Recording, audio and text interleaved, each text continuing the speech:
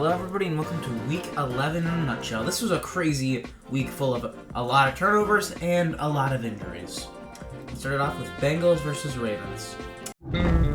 Whopper, Whopper, Whopper, Whopper, Junior, Double, Triple, Whopper. Yeah, it's Jover. This game was just an injury bowl, man. First Lamar got hurt, but he's able to come back and play. But then Burrow got hurt and couldn't grip the goddamn ball. It's just sad to see. That is just as electric as the Bengals struggle as hard as they are right now because of injuries to Burrow. He started off playing through the calf injury, and now that it's finally not a problem, this happens. I mean, it's truly just a shame. Top of that, Mark Andrews also got injured. It's sad to see some of the best players in football get injured. I think it is definitely very fair to blame it on the lack of rest because of it being a Thursday night football game. I think that's something that the NFL has to deal with very soon because you cannot have these crazy quarterbacks, crazy players in general. Any player is very important, but it's going to get the NFL's attention that it stars. And also, as an update, Burrow is out for the season now, so yeah. Say goodbye, Bengals. And at least you guys can get Brock Bowers now. Your offense is going to be fucking insane. Titans versus Jaguars. This was just domination. Titans are just simply not good anymore. I mean, I had this team as a playoff team. That's probably my worst take in all of football. That or saying Tyree Wilson would be the best defensive player in the draft. Wow, I'm stupid. Levis and Hopkins played well in garbage time, but there was just never a moment where I thought they were going to win. Jags had to prove that last week was most definitely a fluke. After that, the Titans are really bad. Which I think both of them are a very, very easy possibility. Steelers versus Browns. I hate Steelers football. I mean, it's just frustrating. Warren continues to outplay Najee, but it doesn't matter to the Pittsburgh Steelers. Good win for the Browns. I was expecting this game to end in a tie, if I'm being honest. Also, fun fact, Tommy DeVito has more multiple touchdown games than Kenny Pickett. Okay, that is kind of fucking hilarious, but yeah, Pickett's not the guy. I'm not saying that Matt Canada's helping him, but at this point, you can't blame it on Matt Canada. Pickett is just horrible. Lions versus Bears. Chicago Bears! What happened? This game was absolutely amazing. An absolute choke job, and it was just hilarious. I was preparing to rip the Lions to shreds, but instead the Bears found a way to lose one of the most winnable games that you're ever going to see. A 2-touchdown lead with 5 minutes left, and you lose? I mean, that's just honestly impressive. Fields didn't even mess up that bad, and he still, I mean, he played well enough to where he didn't lose you the game. And, I mean, you had a 4-1 turnover difference, and you lost. That is disgusting. I mean, yes, Fields still made some bad plays, but you should have won this game. And, of course, in one of the Bears' moments of all times, the game ends with an Aiden Hutchinson strip sack. God, Justin Fields is horrible, and the Bears are just even worse. Cardinals versus Texans. This is really the first game where Stroud looked like a rookie, in my opinion. Maybe you could say the Baltimore game looked like that, but this definitely looked like a rookie. He just made some head-scratching decisions and threw 3 picks, which more than doubled his current amount of INTs on the year before this game. Murray played well, and although he did throw an interception, it was more of a 50-50 ball, which the receiver came down with instead of being a bad read, which although it does still count as an interception, I think it's a lot more excusable. Overall, it's just an average game and nothing really special happened. Those are the games that are nice to have with all the fucking chaos in this league. Dolphins versus Raiders. The battle between the two best receivers in the league proved to be a very exciting one. Adams and Hill both have very different games. The fact they're able to basically do everything when they're throwing the ball in the case of Devontae Adams. Jalen Ramsey had a very good game, but ended up getting hurt at the end of the game with his game-sealing interception. So even a win, Dolphins, you still managed to find a way to win. You still managed to find a way to lose. That is fucking impressive. And the Great Purge of Dolphins December football hasn't even begun yet.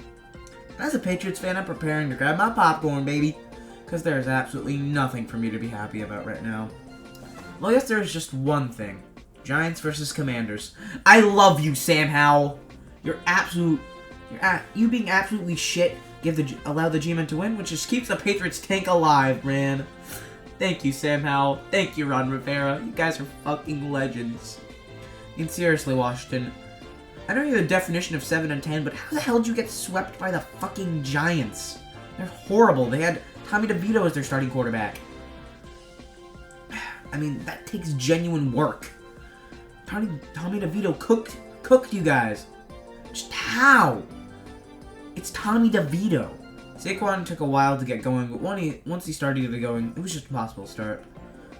And I mean, say goodbye to your John Ron, it is a long time coming. Cowboys versus Panthers. For every touchdown CJ Stroud throws, Panthers fans lose more and more of their will to live. Young just hasn't shown any promise, and Frank Reich should have been fired a long time ago. I mean, his scheme is just absolutely shit. And yeah, I don't like Bryce Young that much, but I don't think any quarterback could succeed on this team. Despite old man Adam Thielen apparently being good at football again. Which, I mean, still confuses the hell out of me. There's nothing good about the Panthers this year. I mean, it's not like they have their first round pick to draft Marvin Harrison Jr. with. The Bears. Yes, the Bears should have drafted a quarterback because Justin Fields is ass. But they're about to get Marvin Harrison Jr. and Caleb Williams. This is about to be the craziest fucking fleece of all time. Top of that, they still have DJ Moore. And I mean, the Cowboys did get a win over a shitty team, but I don't care. I still have zero faith in this Cowboys squad. And yeah, let's be honest here. Does anyone in the league, out of someone who lives in Dallas, Texas, have any faith in this fucking team? This team always does this, and they always end up shitting their pants. Whopper, Whopper, Whopper, Whopper, Junior, Double, Triple, Whopper. Chargers versus Packers. This is just the Chargers franchise in one game. I mean, their defense got cooked by Jordan fucking Love. Like, how? Love is horrible. Just pathetic. Congrats to the Chargers. Now that your slim playoff chances are now cooked, and Herbert's losing more and more of his soul. The Packers, just be happy because you got to see some good production from Love, which is needed in dark times. Especially now that Aaron Jones is injured. Again! God damn it, man. This Packers team just refuses to take a step forward. Or just accept that they're tanking. Just pick a goddamn side, guys. Buccaneers versus 49ers. Big cock Brock. Purdy had a perfect game. Literally, he had a perfect passer rating. I mean, Baker played fine, but the defense just wasn't able to stop the might of a fully healthy 49ers team. And honestly, at this point, I don't think anyone in the league can.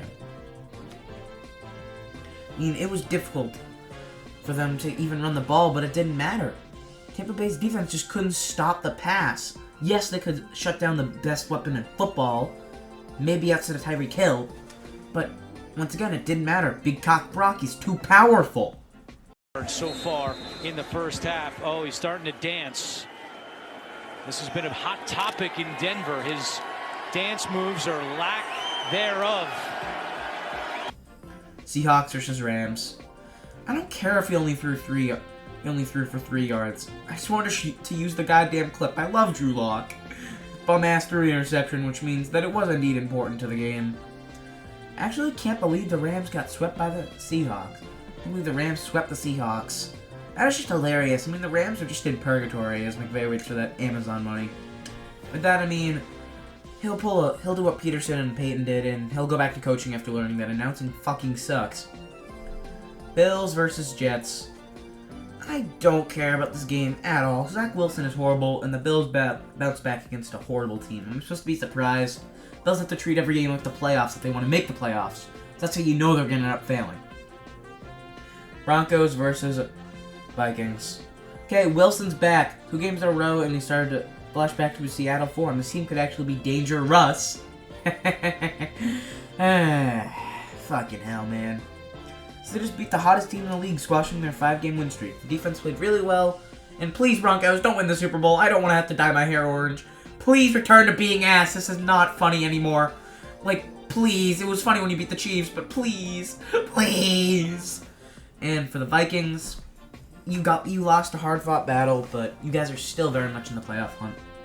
And just be happy that Josh Dobbs didn't get injured. Justin Jefferson is going to be coming back next week, so playoff push is definitely going to continue. Chiefs versus Eagles.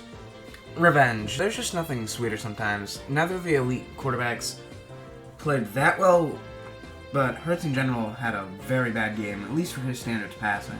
But he was able to run it in twice, one of which being a tush push. The Chiefs receivers in the second half suddenly forgot how to catch the ball, because of course they did. This also included Kelsey. It was quite enjoyable being a Chiefs hater and all. A great win for Philly. Make sure you guys thank MVS.